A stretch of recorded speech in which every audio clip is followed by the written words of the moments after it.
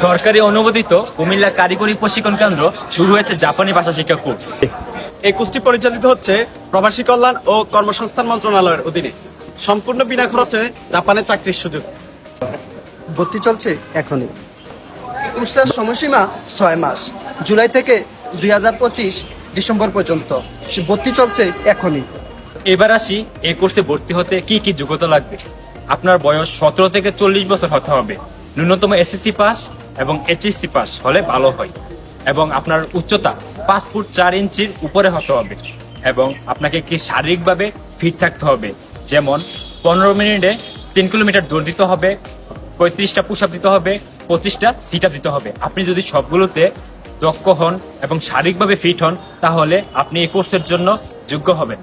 ভর্তির ফি 1000 টাকা। আবেদনের শুরু 15/5/2025 থেকে 22/6/2025 পর্যন্ত। ভর্তি চলছে এখন। আরও আছে মেয়েদের জন্য জাপান যাওয়ার সুবর্ণ সুযোগ। কোর্স শেষে পাবেন সরকারি সার্টিফিকেট।